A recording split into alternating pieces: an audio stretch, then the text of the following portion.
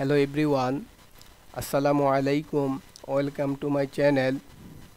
আজকে টিউটোরিয়ালে আমরা আলোচনা করব লিনিয়ার অ্যালজেব্রার চ্যাপ্টার 1.1। চ্যাপ্টার 1.1 হলো introduction to system of linear equation. এই চ্যাপ্টার 1.1 এ আমরা সর্বপ্রথম কিভাবে লিনিয়ার ইকুয়েশন থেকে আর্গুমেন্টারি ম্যাট্রিক্স নির্ণয় করতে হয় বা লিনিয়ার ইকুয়েশন থেকে আর্গুমেন্টারি ম্যাট্রিক্স কিভাবে বের করতে হয় আজকের টিউটোরিয়ালে আমরা তা দেখাবো।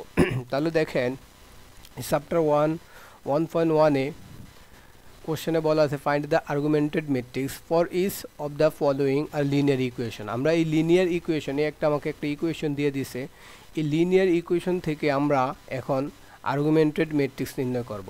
তাহলে দেখেন এটা কিভাবে আমরা আর্গুমেন্টেড ম্যাট্রিক্সটা নির্ণয় করব। এখানে 3x 1 - 2x2 = 1 একটা ইকুয়েশন একটা ইকুয়েশন, তাহলে তিনটে ইকুয়েশন দেওয়া আছে। তাহলে এটা ম্যাট্রিক্স ফর্মটা হবে আর্গুমেন্টেড ম্যাট্রিক্স ফর্মটা হবে এটার সহগ কত, এই x এর সহগ হলো 3। জাস্ট আপনারা সহগগুলো বসিয়ে দিবেন, এই x এর 3 এই 3 বসিয়ে দিবেন, x2 এর কত -2 আর এটা হলো কনস্ট্যান্ট ভ্যালু। হ্যাঁ, এটা যেহেতু লিনিয়ার ইকুয়েশন, এটা এই ইকুয়াল টুর যে রাইট সাইডে এটা হলো কনস্ট্যান্ট ভ্যালু। তাহলে আপনারা এই কনস্ট্যান্ট ভ্যালুগুলো বসিয়ে দিবেন, এই যে -1 3 2, এই যে -1 3 2, আর এগুলার এই x1 এর সহগুলো এই যে এটা 4, এটা x1 এটা হলো 7, এভাবে এটা x2 হলো 5, x2 এটা হলো 3, এভাবে সবগুলো বসিয়ে দিবেন। এটাকে বলা হয় আর্গুমেন্টেড ম্যাট্রিক্স ফর্ম। তাহলে আমরা আরেকটা এক্সাম্পল দেখি। তাহলে দেখেন এটা একটু ডিফারেন্ট টাইপের। এই একটা লিনিয়ার ইকুয়েশন আমাদেরকে দিয়ে দিছে x1, এখানে কিন্তু কিছু নাই দেখেন, তারপরে একটু স্পেস দিয়ে ইকুয়াল টু 1 আছে। তাহলে এই 1 2 3 এগুলো হলো কনস্ট্যান্ট ভ্যালু।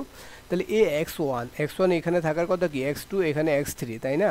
আবার দেখেন এখানে x1, কিন্তু x1 এর জায়গায় কোনো এই x1 এর জায়গা খালি, এখানে কোনো কিছু নাই। তাহলে আবার এই x2, তারপরে আবার x3 জায়গা খালি। আবার দেখেন এখানে এই সোজাসুজি x1 খালি, x2 খালি, এই x3 আছে। তাহলে এটা আপনারা কিভাবে আর্গুমেন্টেড ম্যাট্রিক্সটা লিখবেন? তাহলে দেখেন x1 এর সহগ কত 1, এই যে 1 আমি লিখলাম। তারপরে x2 আছে, x2 নাই, x3 আছে, নাই। তাহলে এই যে x2 0, x3 0, x1 এখানে কত কিছু আছে, নাই, তাহলে এই জন্য 0। x2 কত 1, এই x2 সহগ 1, x3 কত এখানে কিছু নাই, এই জন্য 0। এখানে x1 ও 0, x2 ও 0, x3 হলো 1, এই যে 0 0, আর এগুলো হলো কনস্ট্যান্ট ভ্যালু। তাহলে বন্ধুরা আমার ভিডিওটি যদি ভালো লেগে থাকে তাহলে please like, comment, share and must be subscribe করতে ভুলবেন না।